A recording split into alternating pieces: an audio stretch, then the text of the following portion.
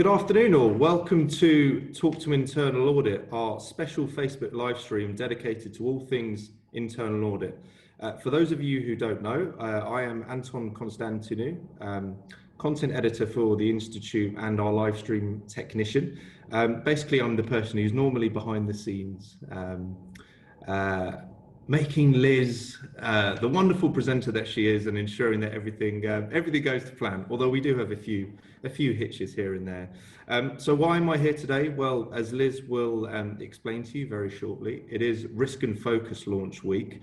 And I have here with me today a hard copy of the report that I had to show off to you all, accompanied by the board briefing, exclusive to audit committee chairs.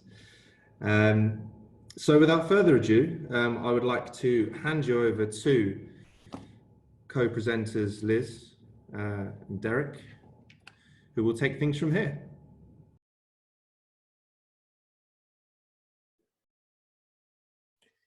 So Anton, you were going to ask me if I'd got my copy of the report, which unfortunately I haven't. I live on a farm, so perhaps I've got cows wandering around the field reading Risk in Focus. Certainly it hasn't landed on my doorstep yet, but nevertheless I have seen a soft version, so I am optimistic that the hard copy will land anytime soon.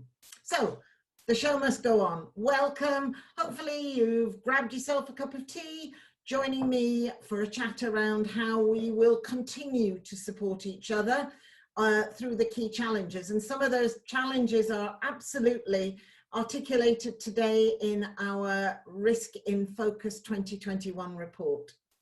For those of you that don't know, I'm Liz Sandwith. I'm the Chief Professional Practices Advisor for the Chartered Institute of Internal Audit, UK and Ireland.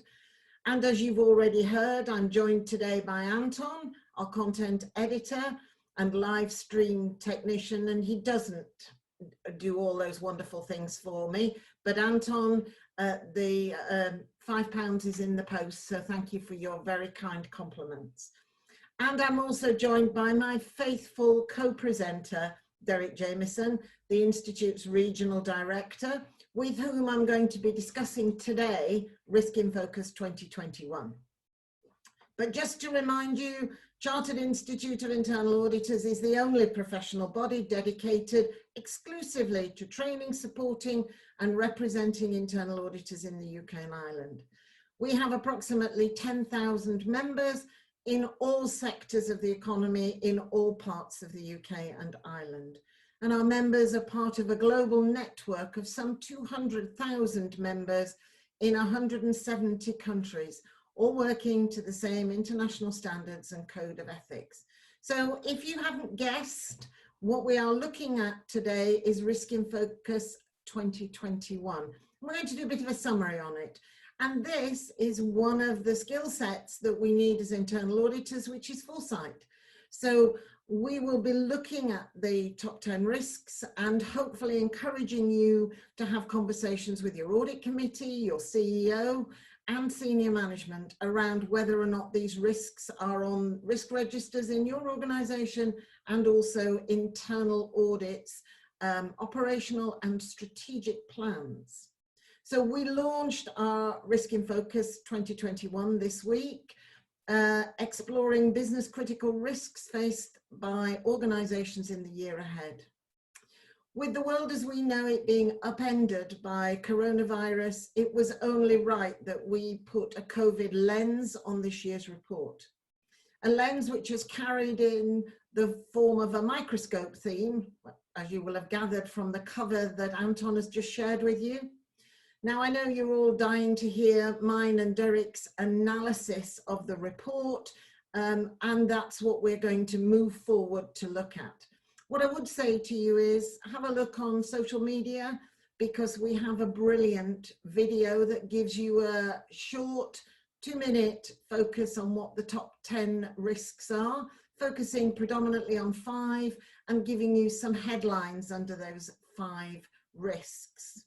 Remember, as I always say, if you like your Facebook streams and want to spread the word, and I'm sure you do, be sure to share today's live stream. And you can do that by clicking the share button in the corner of your screen. After all, the more the merrier. The long-term implications of this exceptional pandemic scenario are less clear. We've had a presentation from our Prime Minister this week, from scientists this week, who paint a slightly daunting picture for the next 6 months. So I think lessons will be learned over the coming months and years by governments and businesses. Internal audit can and should assist in this regard. Our unique 360-degree view of the business and risk and control mindset can help organizations identify their blind spots and opportunities to improve their operations. Looking ahead to 2021, internal audit's enterprise-wide perspective has never been more necessary. Boards and executive management teams will depend on this independent, top-down viewpoint for insights into the business and its risks during what remains a significantly challenging period. This is the exceptional backdrop against which this year's Risk in Focus is set. The report spotlights key risk topics by combining a quantitative survey and a qualitative series of interviews. This year, the survey received 42 CAE Audit Committee chairs interviews, 579 responses to our survey, which is a 10% increase on last year. And uniquely this year, we spoke to 51 experts because of the unique challenges that the risks are facing. The topics in Risk in Focus 2021, which summarize the key risk themes and cover the way that internal audit can think about addressing them, are the results of combining the above results from the quantitative survey with feedback from the interview process. As mentioned, these risk topics will, I'm sure, be familiar. However, the pandemic has forced businesses and their chief audit execs to assign new levels of priority to these well-established risks, or to think about them in a new light, which is exactly what Derek and I are going to do this afternoon.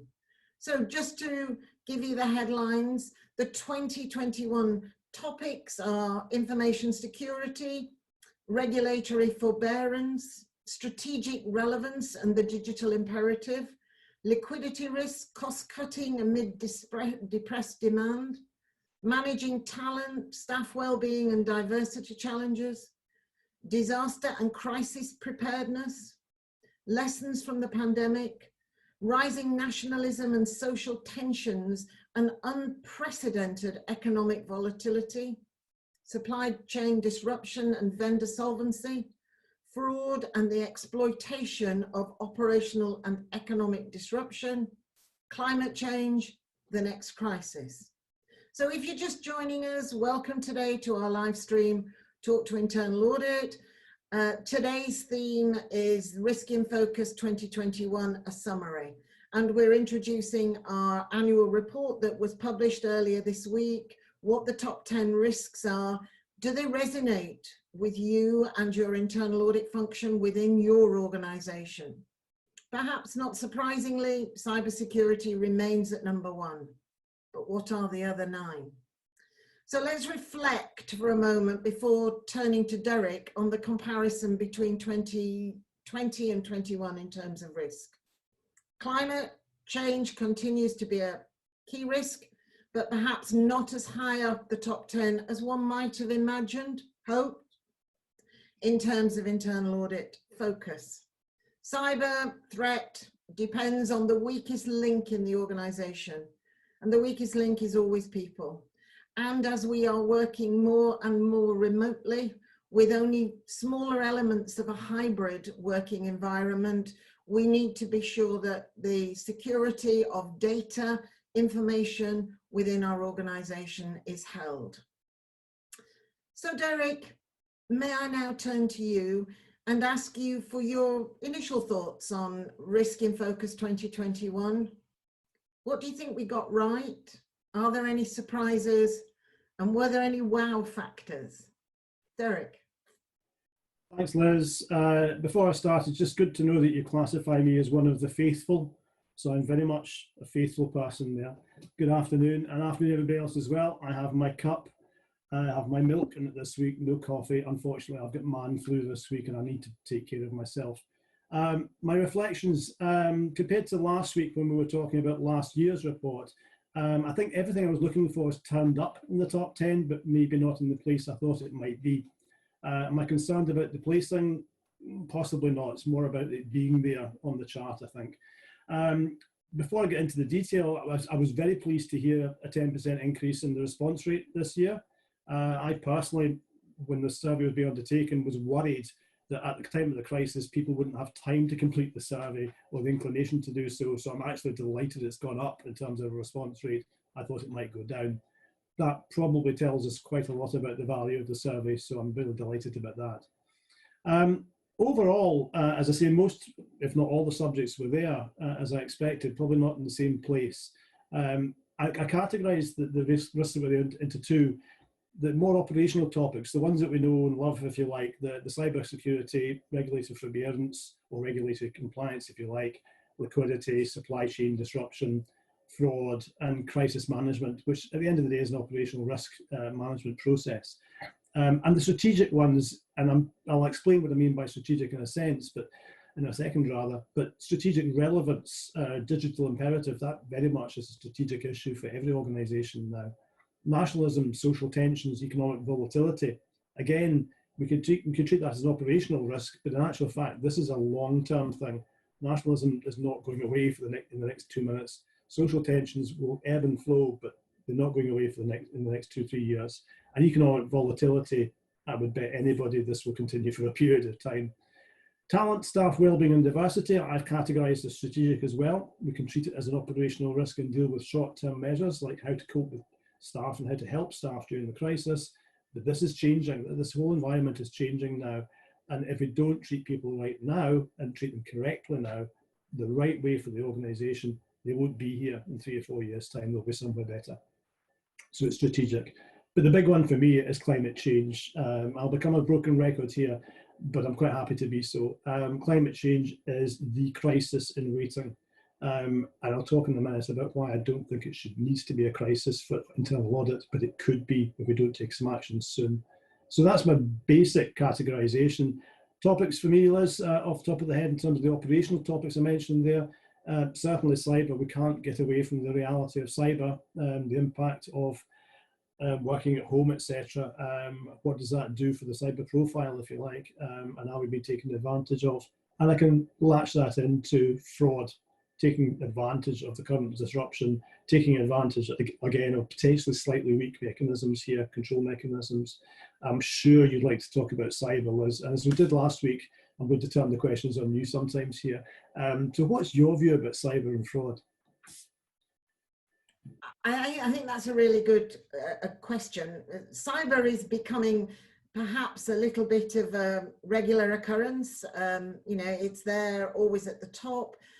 I think that the COVID scenario has put a slightly different lens on it, which I think has led to the fraud element coming into the risk in focus this year.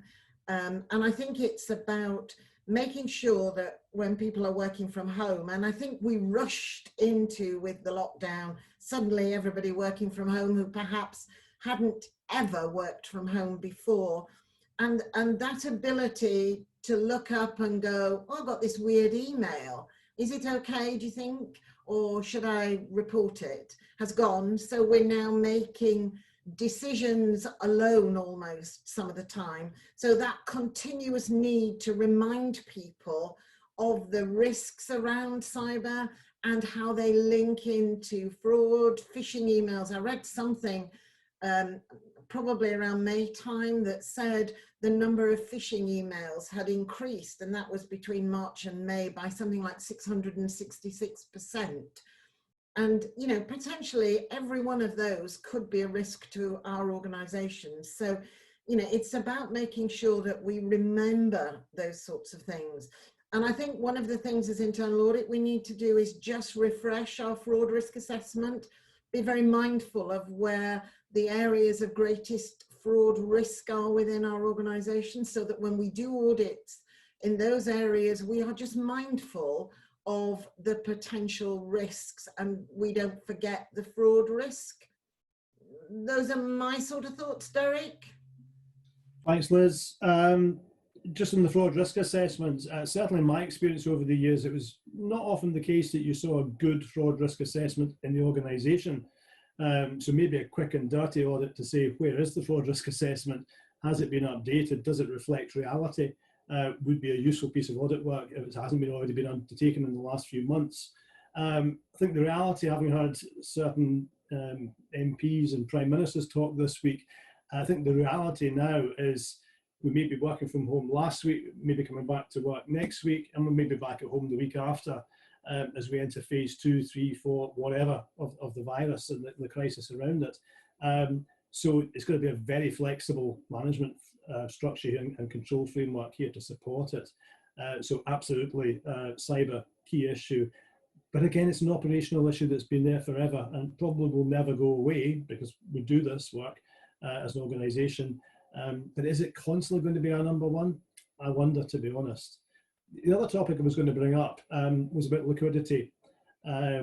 We did the Head of Internal Audit Forum, and during the course of that forum, maybe around April, May time, we were talking to heads of audit, and they were reflecting on some very precise work, very real-time work with treasury functions to make sure they were staffed correctly, that the key decisions were being supported by management information that was valid and timely, and that they were reflecting on a very, very volatile world. I don't think that focus is going to change going forward, and I refer back to phase 2, phase 3, phase 4 of the crisis, if you like. So in that scenario, I don't think we're going to get away from the liquidity being an issue, particularly in sectors which are most susceptible to failure over the course of the next 6, 9, 12 months. So I think that's there. Cost cutting, a subject which internal audit doesn't always take much notice with or to. My previous career before internal audit was effectively process re-engineering, identifying ways of cutting costs and still delivering the outcomes required. I think internal audit has a role to play around this. It's not just necessarily about proving that the savings have been achieved. It's about how is the organisation responding to that challenge to save costs? Is it cutting corners the wrong way rather than the right way? So I think there's a fair angle in that we haven't always paid an awful lot of attention to in the past. You'd probably agree with that, Liz. I would also talk about disaster and crisis preparedness.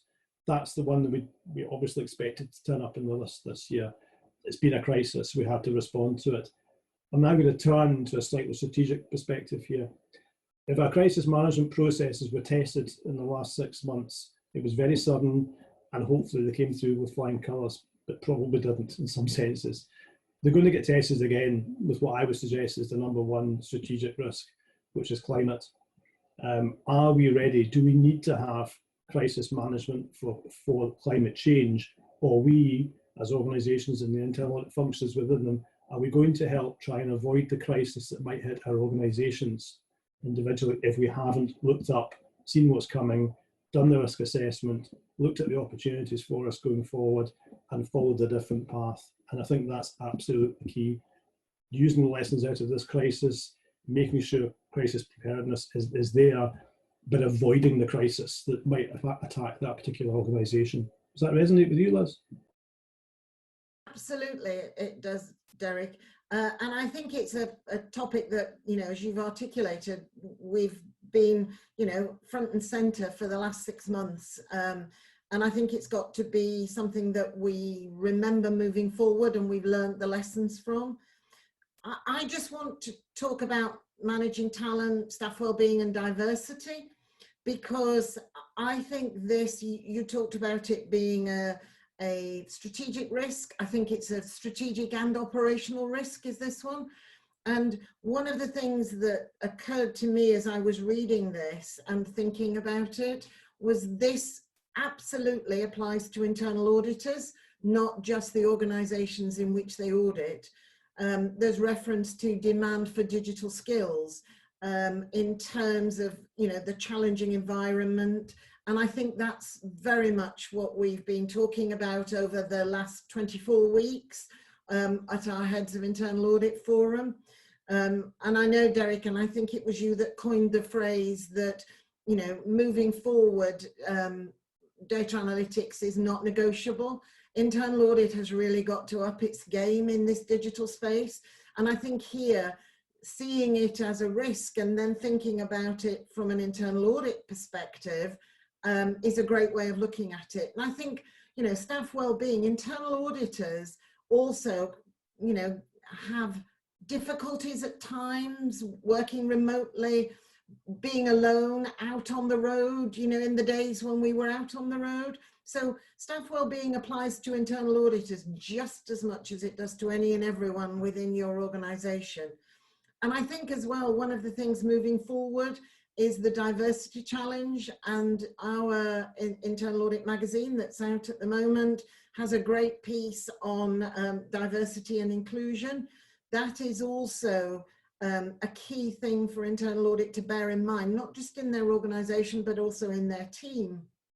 And I was talking to a head of internal audit this afternoon, and he was saying to me that he thought that internal audit had diversity, you know, really quite well nailed in terms of the split and the challenges within their organization. But, you know, I think there's more that we can do in this space. And I think that this, for me, is some of the softer skills that internal audit need to develop and strengthen, but also, you know, the digital, the challenges of a very, very volatile market, as you've just been talking about.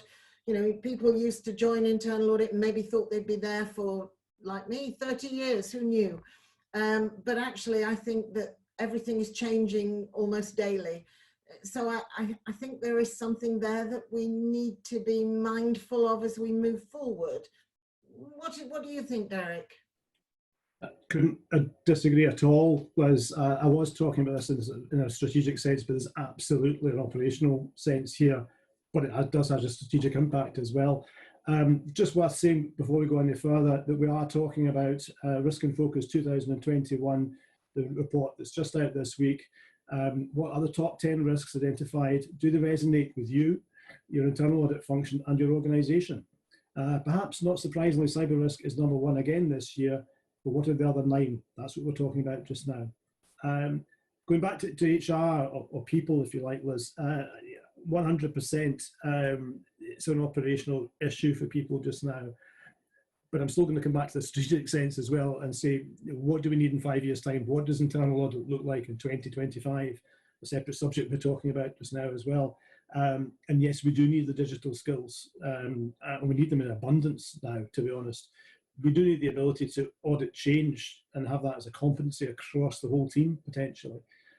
We do need the ability to engage at a strategic level with the bosses, whoever the bosses are, the executive, the board, the audit committee, even the senior managers we're talking to on a daily basis. We need the commercial acumen that helps us have robust and very, very productive discussions with these people. And we need the response from them, the engagement from them that comes about because they see the value. So we need audit committees to engage with us because they see the value in people who understand what they're struggling with just now and can add value to that. And we've actually seen examples of that during the crisis when we've talked to heads of audit who actually have found that they've gone into new space with audit committees and even with the executives and found that they can add value. So I think we need to understand that as a skill set going forward as well. But absolutely diversity. Excuse me, this man flu is really kicking in now. Absolutely well-being as well. How do you ensure well-being with people you can't see on a daily basis? We always quote, we've been speaking to heads of audit. I spoke to one last week. They, in a soft sense, were measuring how often they physically see people on Zoom calls with the team of 140, I think it was. More, as time's progressed, they're seeing them less and less because people aren't coming on screen. So they were just challenging themselves in a gentle sense. Does that mean they're less engaged? Are they doing something else? Are they not paying attention? Is it an indicator, a very soft indicator of something happening here? And I think that's a very valid comment to make, observation to make. And as long as they follow through, they'll find out what the answer is. But coming around to another risk, just for the sake of it just now, social tensions, economic volatility. All our staff, no matter where we work just now, talk to people, their friends, the relationship and relations, a network of people they speak to. We can't ignore the fact that the world is a difficult place just now, locally and beyond just the local boundaries. Most of us probably have relations in other countries and have connectivity in other sectors, countries, you name it, all kinds of divisions and so forth. It's how we work together, despite the fact the whole world's in turmoil just now. So I'm keen on that. My last comment around all this, Liz, is on the strategic issues that I've talked about, the way I'm talking about them, there's not a lot of time being put to them in total per the report this year. I would just ask the question, is that the right balance? Where can we most add value going forward?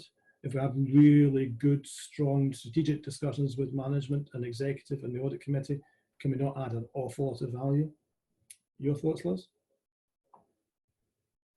Yes, I agree. I think some of the risks have been exactly what I expected. You mentioned earlier the order.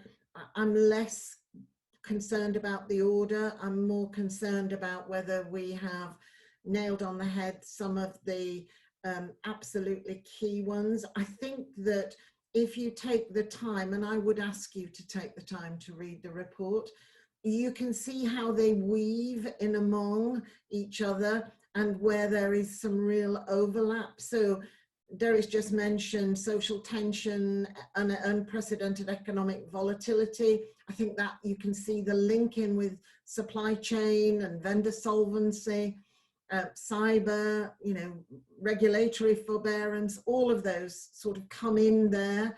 And I think that, we need to think big picture here. And we need to make sure that from an internal audit perspective, we're not just looking at now. When you're building your plan and thinking about the audit engagements you're going to be doing in 2021, I think we ought to use these to start building our strategic internal audit plan, aligning with what the organization is doing and thinking ahead. And I would be thinking to 2025, what's your organization going to look like in 2025? What are the milestones that could trip it up as we get there? What are we as internal audit doing? And how are we seeking to help our organizations? Because most organizations these days have customers, suppliers, global footprints. And, do we really understand the challenges that are occurring in the countries that some of our customers and suppliers are sitting in, and the regulatory obligations, so that we can help, perhaps contribute to heading off potential issues, helping our organization not have blind spots, as I mentioned earlier, through linking these into the big picture strategic plan, as Derek has said, and making sure we're building on this moving forward. I am conscious that, we're beginning to eat into your time. We always try and keep this within the 30 minutes so that you can, listen to it while you're on a run or watch it while you're making your coffee and your breakfast. So I just want to think to the future a bit. So businesses' risk profiles have, as we've been saying, seriously impacted by the coronavirus. Safety of workers has been a priority. Staff were sent home in the first half of 2020 under orders from government and employers. And it looks like there's more restrictions coming, announced by our Prime Minister at the beginning of this week. Lockdowns inevitably caused immense operational disruption as companies were forced to rapidly adjust, and sectors including manufacturing, construction and industry had to reduce output in order to maintain distancing measures within their core businesses. And we saw on the news businesses who didn't open because social distancing made it almost impossible for them to make any return on their investment for opening their business. So the beginning of the summer marked an easing of restrictions as governments managed the delicate balance of kickstarting the economies with resurgences in infection. And it looks, based on the PM's comments this week, as I've just said, that further restrictions are going to be imposed for the next 6 months. That's a long time. That takes us to the end of this financial year. So what's that going to do to your heads of internal audit opinion, your annual opinion, your program of work, your audit engagements? What impact is it going to have on that? And this challenge will have to be managed through the rest of 2021 as well. The exact course of the pandemic's development is uncertain, but it is continuing to accelerate. And that's not just in the UK, we're seeing it across the globe, particularly in Europe. So well-established risk management and internal control systems have been upheaved amid large-scale operational disruption. Internal auditors had to question how the disciplines, procedures, and protections embedded in the DNA of their organization has changed, intentionally or unintentionally, to ensure the ongoing operation of the organization. The degree of remote working will have implications for the strength and integrity of the internal control environment, as one might expect. We must be forward-looking, proactive, and continue to stay as close to the business as possible to understand both its risks and its needs. Increasingly, this involves not only operational considerations, but strategic risks and factors in the external environment acting upon the organization. Now is the time for internal audit to prove its worth. Derek, before I just come to the conclusion, I wondered if you had any final pearls. I don't know if it's a pearl of wisdom, Liz, but it's a comment, and you've made it already. I just want to emphasize it. The risks are interconnected. Read the document. I have my copy, unlike Liz. Read the document, read it as a whole, understand how things connect, share it with your audit committee. Please share it with the audit committee and get that engagement going. That'll help the audit plan and the audit execution. That's my pearl of wisdom, Liz. Thank you, Derek. And that truly was a pearl of wisdom. So can I just remind you, those of you that are joining in today, we've been looking at Risk in Focus 2021, a bit of a summary. It's our new annual report. It identifies the top risks identified, asking you whether they resonate with you and your internal audit function and your organization. And as Derek said, please make sure you read the report. May I say thank you to Derek for joining me today and for sharing his thoughts with us. Lots for us all to reflect on and discuss with our internal audit colleagues. The live stream is available afterwards for those of your friends, colleagues who may have missed this live version on the Institute's Facebook channel. Follow all of the exciting things the Institute is doing on Facebook, LinkedIn, and Twitter. And as a member, you have access to the latest edition of Audit and Risk magazine, which is available on our website. And this latest edition, we focus on a number of key topics, but one of which, we've been talking about it this afternoon in terms of risk, is diversity and inclusion. I'm happy to take questions via email at liz.sandwith@iia.org.uk, and I know Derek is too, at derek.jamieson@iia.org.uk. As a change from our usual approach, we will, for the foreseeable future, no longer be running our live streams on a weekly basis. Our intention, for the time being at least, will instead be to run them on an ad hoc basis as and when we have something exciting or compelling to share with you. But one thing we are going to be doing over the coming weeks and months, however, is revisiting all of our past Facebook live streams, which we'll be migrating across to YouTube and sharing with you on a weekly basis. That's right, we're going to be digging into our archive and take you back to mid-April when our streams first began.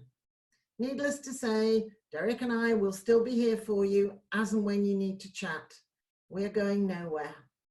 Remember, talk to Internal Audit. The Institute is listening. Thank you, stay safe, and have a good autumn. Take care. Thanks, Liz. All the best. Thanks, Derek.